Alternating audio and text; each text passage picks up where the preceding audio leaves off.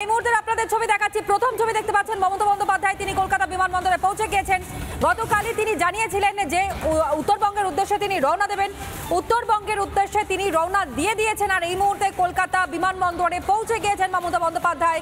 কিছুক্ষণের মধ্যেই তিনি পৌঁছে যাবেন বাগডোগরায় এবং তার পরবর্তীতে তার কি পদক্ষেপ থাকে অবশ্যই সেদিকে আমাদের নজর থাকবে। যদিও ইতিমধ্যে ইঙ্গিতপূর্ণ মন্তব্য করে দিয়েছেন রাজ্য বিজেপির সভাপতি শ্রমিক ভট্টাচার্য। তিনি বলছেন উত্তরকন্যায় কেন এখনো পর্যন্ত কোনো কন্ট্রোল রুম খোলা হচ্ছে না, উত্তরকন্যায় কেন কোনো রকমের কোনো এখনো পর্যন্ত ব্যবস্থা করা হচ্ছে না, যে উত্তরকন্যা উত্তরবঙ্গেই রয়েছে, নবান্ন থেকে সবটা কন্ট্রোল করা হচ্ছে। আর এরই মধ্যে ছবি আপনাদেরকে দেখাচ্ছি। একদিকে মুখ্যমন্ত্রী মমতা বন্দ্যোপাধ্যায় তিনি কলকাতা বিমানবন্দরে পৌঁছে গিয়েছেন, মুখ্য সচিব মনোজ পান্ত তিনিও সঙ্গে রয়েছেন। নর্থ বেঙ্গলে যে ঘটনাগুলো ঘটেছে, আমি প্রথমেই বলি আপনাদের, পুজো আমাদের হয়ে গেল, দুর্গাপুজো ফেস্টিভ্যাল, যেটা দুর্গাপুজো হয়ে গেছে, আজকে লক্ষ্মী পুজো আছে। লক্ষ্মী পুজোর দিন আমাদের যেতে হচ্ছে, কারণ সবার বাড়িতেই লক্ষ্মী পুজো হয়। এরপর দীপাবলি আছে, দিওয়ালি আছে, ছট পুজো আছে, সেগুলো আস্তে আস্তে হবে। কিন্তু দুর্গাপুজোয় কোটি কোটি মানুষ এসছেন কলকাতায়, এবং পুলিশ পরিবার, অ্যাডমিনিস্ট্রেটিভ পরিবার, মিডিয়া, ক্লাবগুলো, পুজো কমিটিগুলো, তারা ভীষণ ভালো রোল প্লে করেছে এবং খুব শান্তিপূর্ণভাবে সমস্তটাই সম্পন্ন করেছে। আমি তাদের থ্যাঙ্কস দিচ্ছি, আমার স্যালুট জানাচ্ছি। এরপর আমি নর্থ বেঙ্গল বলছি। নর্থ বেঙ্গল পরশুদিন রাত্রির থেকে সিএস, আমি, ডিজি, পুলিশ আমরা মনিটরিং করেছি কন্টিনিউয়াস। কলকাতায় একদিন যে 6 ঘন্টা জল জমেছিল আপনারা জানেন, 300 মিলিমিটারের ওপর বৃষ্টি হয়েছিল।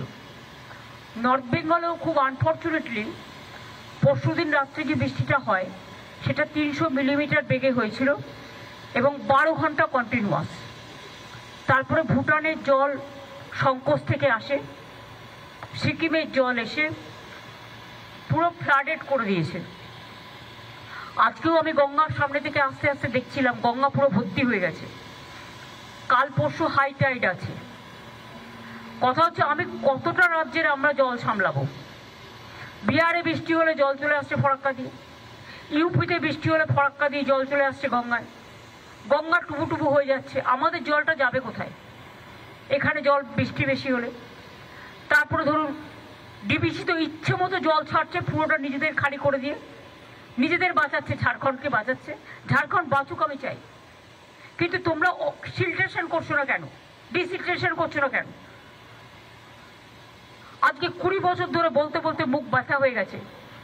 মাইথন, ডিবিসি, পাঞ্চেত কোনো জল ভরবার ক্যাপাসিটি নেই। তাহলে রাখার দরকার কি? ড্যাম না থাকলে ভালো হতো, তাহলে জলটা ন্যাচারাল কোর্সে আসতো, ন্যাচারাল কোর্সে বেরিয়ে যেত, সবাই সমানভাবে ভাগাভাগি করতে পারত। টোটাল আমরা ফেস করছি, দক্ষিণবঙ্গ ফেস করছে ডিবিসি, পাঞ্চেত, মাইথন। দুর্গাপুর ব্যারেজ দিয়ে জলটা ছেড়ে দিচ্ছে এবং আমাদের ব্রিজ থেকে শুরু করে সবকিছু ওই জলের ফোর্সে উড়িয়ে নিয়ে চলে যাচ্ছে। নর্থ বেঙ্গলেও যেটা হয়েছে, তবু ভুটান গভর্নমেন্ট কালকে আমাদের একটা চিঠি দিয়েছে দুঃখ প্রকাশ করে। দুঃখ ঠিক নয়, যে আমরা ওদের রিকোয়েস্ট করেছিলাম স্লোলি জলটা ছাড়তে, কারণ একটা জল যখন ছাড়ে আসতে 2-3 দিন টাইম লাগে। এমনিতেই যা ছেড়েছিল তাতে নাগরাকাটা পুরো উড়ে গেছে, ওদিকে ধূপগুড়ি, ওদিকে জলপাইগুড়ি, আরো অনেকগুলো জায়গা, আলিপুরদুয়ারের কিছু জায়গা, মাটিগাড়া, দার্জিলিং, মিরিক, সবচেয়ে বেশি ক্ষতিগ্রস্ত হচ্ছে নাগরাকাটার মিরিক, জোরবাংলো, ওদিকে কালিম্পং ডিসকানেক্টেড হয়ে আছে। তার মধ্যে মনে রাখবেন আমরা ট্যুরিস্টদের সব রেস্কিউ করেছি। ডায়মন্ড হারবারের একজন মিসিং আছে, অনেক দূরে ছিল, সে মিসিং আছে। তাছাড়া 500 ট্যুরিস্টকে আমরা আজকেই নিয়ে আসছি নিচে, এবং অলরেডি আমরা 45টা ভলভো বাসে ট্যুরিস্ট যারা ওখানে ছিল তাদের কালকে নিয়ে এসছি।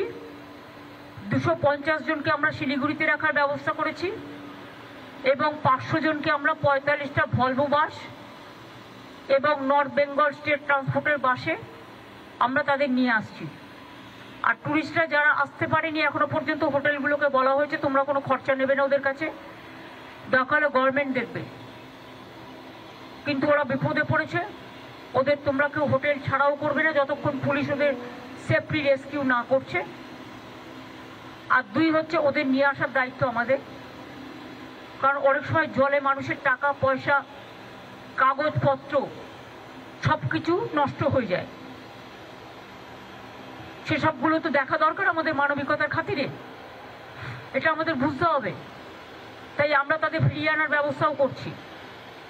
সুতরাং অল টুরিস্ট আর সেফ এবং পুলিশ ওদের সেফলি রেস্কিউ করেছে।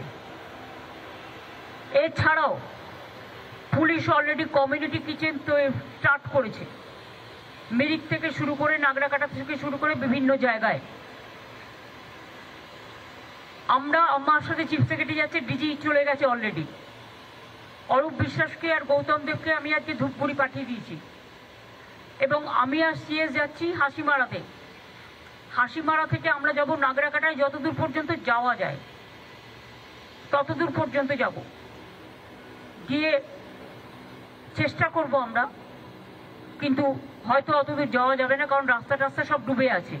এমনকি বিডিও অফিস এমন জল ছেড়েছে, বিডিও অফিস পুলিশ স্টেশন সবটাই জলের তলায় চলে গেছে, মানুষ আসবে কী করে। তা সত্ত্বেও আমরা চেষ্টা করবো চা বাগান পর্যন্ত নাগরাকাটায় যাওয়ার, যেখান পর্যন্ত যাওয়া যায় সেখানে গিয়ে যদি পরিবারগুলো কেউ থাকে তাদের মিট করার চেষ্টা করব। আর আগামীকাল তারপরে আমরা হাসিমারা থেকে বাগডোগরা ফিরে আসবো রাতে, এবং আগামীকাল আমরা মেরিকে যতদূর যাওয়া যায় যে পর্যন্ত সেই পর্যন্ত যাব।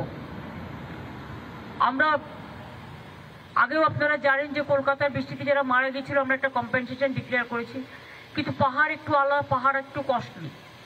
তাই পাহাড়ে বিশেষ করে কালকে যারা বন্যায় মারা গেছে, মানে ম্যানমেড বন্যায়, পরিকল্পিত বন্যায় জল ছাড়ার জন্য, এবং অতি দুর্যোগ অতিবৃষ্টি সারা ভারতবর্ষের প্রতিটি জায়গাতেই হচ্ছে, উত্তরাখণ্ড থেকে শুরু করে বিহার থেকে শুরু করে ইউপি থেকে শুরু করে। আর বাংলা তো নৌকার মতো, সব জলটা বাংলার মধ্যে এসে জড়ো হয় জিওগ্রাফিক্যালি।